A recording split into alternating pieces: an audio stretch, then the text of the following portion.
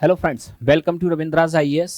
तो एटमॉस्फेयर या वायुमंडल हम आपके कहते किसे हैं? सबसे पहले तो हम आपके इसका अर्थ समझ लें। एटमॉस्फेयर या वायुमंडल हम आपके इसका कहते किसे हैं?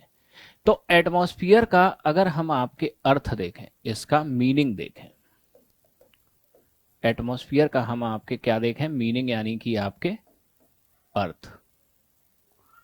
ठीक, क्या होता है आपके एटमॉस्फेयर? तो एटमॉस्फेयर आपके होता क्या है? एनवलप ऑफ एयर,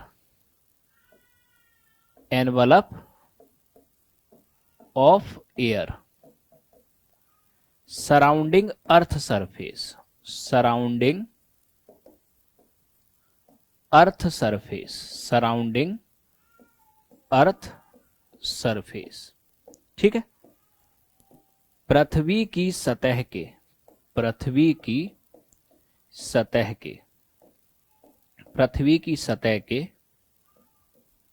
चारों ओर, चारों ओर वायु का आवरण, वायु का आवरण। तो एटमॉस्फेयर हम आपके कहते किसे हैं?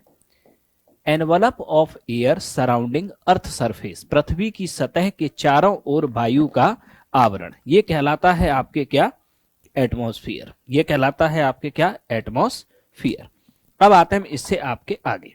अब एटमॉस्फेयर को अब आप आगे समझना एक एक करके, ठीक है।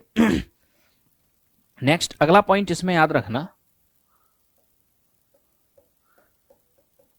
अर्थ पर एटमॉस्फेयर की प्रेजेंस, अर्थ पर एटमॉस्फेयर की presence,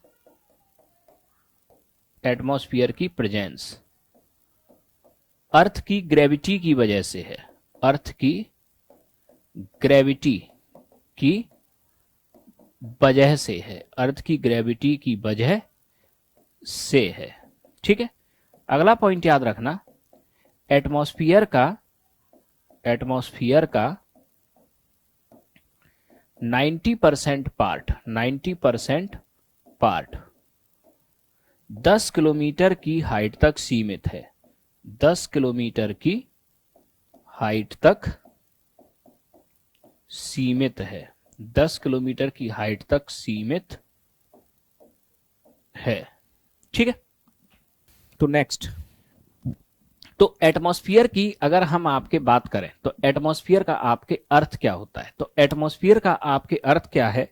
envelope of air surrounding earth surface, पृथ्वी के चारों ओर आपके वायु का जो आवरण होता है उसी को हम आपके क्या कहते हैं? एटमॉस्फेयर। यानी कि आपके ये है क्या? अर्थ, ये आपके पृथ्वी हुई। अब अर्थ के चारों तरफ आपके जो एयर का आपके एनवलप है, ये है आपके एयर, अर्थ के चारों तरफ। तो इसको आपके एनवलप ऑफ एयर को ही हम आपके क्या कहते हैं? एटमॉस्फेयर। तो अर्थ सरफेस से आपके हाइट की तरफ विस्तृत होगा, ये है आपके अर्थ। अब अर्थ से जब हम आपके हाइट पे जैसे जैसे जाएंगे, जैसे जैसे हम हाइट पे जाएंगे वैसे वैसे हमें आपके क्या मिलेगा?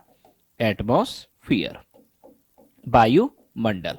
अब दूसरा पॉइंट याद रखना कि अर्थ पर अगर एटमॉस्फेयर एग्जिस्ट करता है, अगर एटमॉस्फेयर का अस्तित्व है पृथ्वी के ऊपर, तो अब यहां क्या है? आपके गैस हैं। गैसों की खास बात आपके क्या होती है? गैसों के अंदर आपके डिफ्यूजन का गुण होता है, यानी ये स्प्रेड करती हैं, यानी कि ये फैलती हुई जाती हैं। तो गैसों के अंदर आपके कौन सा गुण होता है? डिफ्यूजन। ठीक है, तो अब आपकी गैसें जब ये एटमॉस्फेयर में होंगी तो ये तो लगातार आपकी स्प्रेड करती रहेंगी, तो एक दिन इन गैसों को पृथ्वी को छोड़ के चला जाना चाहिए, लेकिन ऐसा होता नहीं है। क्यों नहीं होता? क्योंकि अर्थ की जो ग्रेविटी है ये इनको अट्रैक्ट किए हुए अपनी ओर, और गैसें आपके ये अर्थ की ग्रेविटी के कारण से एग्जिस्टेंस में है, और हमारी जो एटमॉस्फेयर का अस्तित्व है ये सिर्फ आपके किसकी वजह से? अर्थ की ग्रेविटी की वजह से। अगर अर्थ के पास सफिशिएंट ग्रेविटी नहीं होती तो हमारा एटमॉस्फेयर एग्जिस्ट नहीं करता। ठीक है, अगला पॉइंट याद रखना कि एटमॉस्फेयर का आपके जो 90% पार्ट है वो आपके 10 किलोमीटर की आपके हाइट तक सीमित है। तो एटमॉस्फेयर का 90% हिस्सा 10 किलोमीटर की हाइट तक आपके क्या है? सीमित है। ठीक, अब नेक्स्ट आगे, इससे आगे आते हैं। अब अगला पॉइंट आप लोग समझना, एटमॉस्फेयर का आपके कंपोजिशन, यानी कि वायुमंडल का आपके संगठन, एटमॉस्फेयर एटमॉस्फियर। अब एटमॉस्फियर का अगर हम आपके संगठन देखें तो एटमॉस्फियर में आपके सबसे ज्यादा मिलती है कौन सी गैस? नाइट्रोजन 78%, ऑक्सीजन 21%, देन आपके ऑर्गन, ठीक, ऑर्गन 0.93%, ठीक है। अब ऑर्गन के बाद आपके CO2 0.03%, CO2 कितना? 0.03%, plus other gases plus water vapour, ये भी एटमॉस्फेयर में मिलती है, जलवाष्प, वाटर वेपर यानी कि जलवाष्प, प्लस जो धूल के कण होते हैं, डस्ट, ये भी एटमॉस्फेयर में आपके मिलती है पर्याप्त मात्रा में। अब यहां एक पॉइंट याद रखना आप लोग, नोट,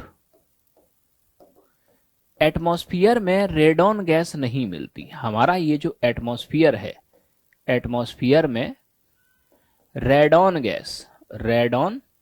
गैस नहीं मिलती। कौन सी गैस नहीं मिलती एटमॉस्फेयर में? रेडॉन गैस नहीं मिलती, ठीक है। रेडॉन की प्रेजेंस एटमॉस्फेयर में तभी दिखाई पड़ती है, एटमॉस्फेयर में तभी दिखती है जब अर्थक्वेक यानी कि आपके भूकंप आने वाला हो।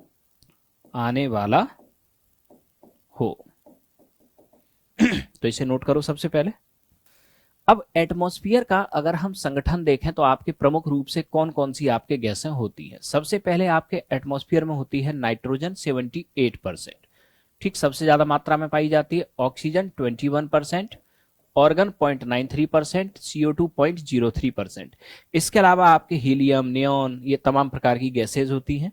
अगला आपके एटमॉस्फेयर में वाटर वेपर, जलवाष्प भी होती है और डस्ट पार्टिकल होते हैं। एक पॉइंट याद रखना कि ये जो हमारा एटमॉस्फेयर है, हमारे एटमॉस्फेयर में आपकी रेडॉन गैस नहीं मिलती। रेडॉन आपके एक रेडियो एक्टिव गैस है, कई बार एग्जाम में पूछा जाता है, तो ध्यान रखना, ठीक है। रेडॉन गैस हमारे एटमॉस्फेयर में नहीं मिलती और रेडॉन की आपके जो प्रेजेंस है ये एटमॉस्फेयर में आपके तभी दिखाई पड़ेगी जब आपके अर्थक्वेक आने वाला हो, ठीक है, अर्थक्वेक आने वाला हो। अब आते हैं हम इसके बाद आगे।